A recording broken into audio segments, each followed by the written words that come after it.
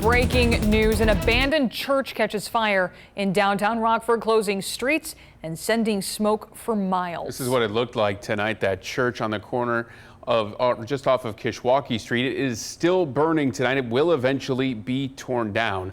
Our 13 News reporter William Ingalls has been on scene for hours. He's live there tonight to show us what's going on right now. William? James, you just mentioned about this structure being demolished. It's hard to see, but there is some demolition equipment here getting ready to bring that structure down as we speak and making sure that Rockford Fire can put out those remaining hotspots. But that's kind of the story here, is that hotspots is all that there is left to take care of. Sending you back to some video. This is what it looked like a few hours earlier today. Just a huge smoke plume coming from this building. Actually, when I was on my way to this breaking news scene, I could see the smoke cloud immediately from my house. That's about 8 miles away from here. Important out of this fire, though, no one was hurt, and power to this structure had been cut off for quite some time before today's structure fire.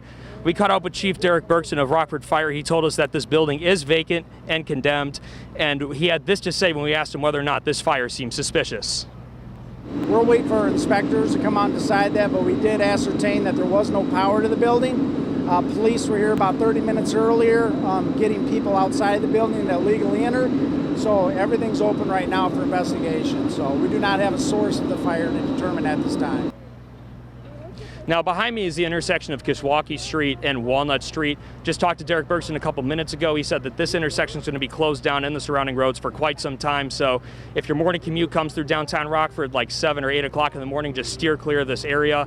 But for now, reporting live in Rockford, I'm William Ingalls. James, back to you in the studio. William, thank you. And here's a look at what roads are closed while crews demolish that church. You heard Kishwaukee Street between Oak and State Streets will be closed. Walnut Street between 2nd and Kishwaukee also closed. So again, if you drive this way to work tomorrow morning, you'll want to find a different route. You could see the smoke billowing from the former church for miles. This is a time lapse of that fire from our downtown camera, which captured the thick, dark cloud from about a mile away. Right as the fire started, you could see how thick and black it got as time went on.